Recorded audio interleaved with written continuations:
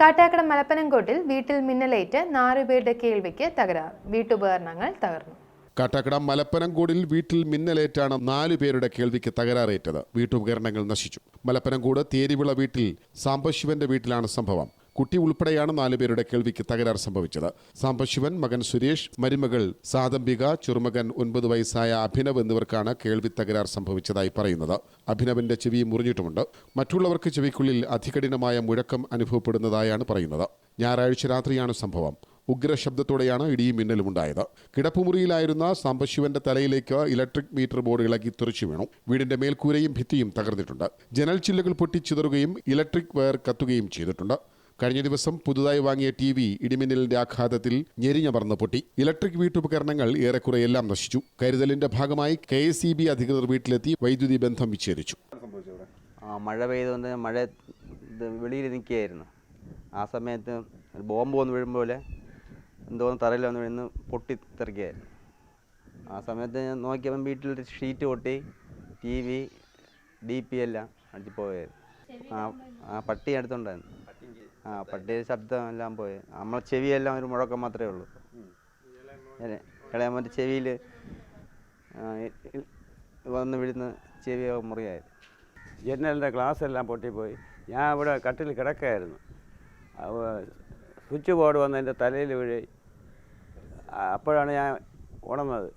പെട്ടെന്നൊരു സൗണ്ട് കേട്ട് ഞങ്ങളുടെയൊക്കെ ചെവിക്കകത്ത് എന്തോ പോലെയായി. അപ്പം പെട്ടെന്ന് ഒരു തീയും കണ്ട്, ജനലിൽ കൂടി തീയുണ്ട്, എന്തോ വലിയൊരു സൗണ്ട്. പിന്നെ ഞങ്ങൾക്ക് ചെവി എന്താണെന്ന് വ്യക്തമാവണില്ലേ. കുഞ്ഞൊറ്റയ്ക്ക് നടുക്കുകയായിരുന്നു. അവൻ ഭയങ്കര വിളിയായി. അപ്പോൾ ഉറച്ച് വിളിക്കുന്ന സൗണ്ട് എനിക്ക് കേൾക്കാം. പിന്നെ ഞങ്ങൾ പെട്ടെന്ന് കുഞ്ഞിനെ പിടിച്ച് കരഞ്ഞു. അപ്പോൾ അച്ഛൻ ഉറച്ചിരുന്ന അച്ഛനെ വിളിക്കായിരുന്നു, ഇങ്ങനെ തലയിൽ കൂടി എന്തോ വീണെന്നൊക്കെ. പെട്ടെന്ന് വെള്ളം ഒരുപാട് തലയിലോട്ട് വീഴായിരുന്നു. ഷീറ്റ് പൊട്ടി. ആ സൈഡാണ് ഞാൻ ഇരുന്നത്. പിന്നെ ഹസ്ബൻഡിനൊന്നും പെട്ടെന്ന് അകത്ത് വന്നില്ല. ഹസ്ബൻഡ് ഇത് കണ്ട് ഡെസ്പായി. അങ്ങനെ ഞങ്ങൾ ഭയങ്കര വിളിയായിരുന്നു. പിന്നെ ഹസ്ബൻഡ് അകത്ത് വന്ന് എന്താണ് പറ്റിയെന്ന് ആദ്യം അറിയത്തില്ലായിരുന്നു. ജനലിന് ഞങ്ങൾ കേബിൾ കണക്ഷൻ ജനലിൽ കൂടിയാണ് കൊടുത്തിരുന്നത്, DTHൻ്റെ. അത് കത്തിയത് മാത്രമേ ഞാൻ കണ്ടുള്ളൂ. പക്ഷേ പുറത്ത് ഈ ഇടി വീണതാണ്. ആ സൗണ്ടിൽ എനിക്കൊന്നും മനസ്സിലായില്ല എന്തിനാണ് പറ്റിയെന്നൊന്നും.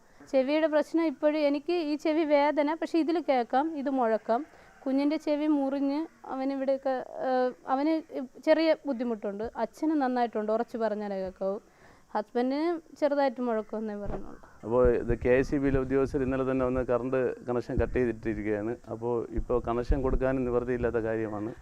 കാര്യം ഇലക്ട്രീഷ്യൻ മൊത്തം കരിഞ്ഞു പോയത് കൊണ്ട് അങ്ങനെ വളരെ ബുദ്ധിമുട്ടിലാണ്. പിന്നെ വളരെ വളരെ സാമ്പത്തികമായിട്ട് വളരെ പിന്നോക്കം നിൽക്കുന്ന കുടുംബമാണ്. അപ്പോൾ പഞ്ചായത്തിൻ്റെ അധികൃതരുമായിട്ട് സംസാരിച്ചു. ഇന്ന് തന്നെ അപേക്ഷ കൊടുത്തിട്ട് പ്രകൃതിക്ഷോഭത്തിൽ ഉൾപ്പെടുത്തി ഇന്ന് തന്നെ എസ്റ്റിമേറ്റ് എടുക്കാനുള്ള സംവിധാനം ചെയ്യാമെന്ന് പറഞ്ഞു. പിന്നെ വളരെ സാമ്പത്തികമായിട്ട് പിന്നോക്കം നിൽക്കുന്നുണ്ട്. ഞാൻ ആലോചിക്കുന്നതെന്ന് പറയുമ്പോൾ നമ്മൾ ഏതെങ്കിലും കുറച്ച് സ്പോൺസർമാരെന്തെങ്കിലും കണ്ടെത്തി ചെറിയ രീതിയിലെങ്കിലും ഇലക്ട്രീഷ്യൻ പണി ചെയ്യാനുള്ള ഒരു ചെറിയ സാമ്പത്തിക സഹായം എത്തിക്കണമെന്നാണ് എൻ്റെ ആഗ്രഹം. അതിനുവേണ്ടി കുറച്ച് പേരെ ഇന്ന് സമീപിക്കണം. അപ്പോൾ അങ്ങനെയെങ്കിലും ആ കുടുംബത്തിനെ സഹായിക്കാമെന്നുള്ള ഒരു കാഴ്ചപ്പാടിലാണ് നമ്മൾ മുന്നോട്ട് പോകുന്നത്.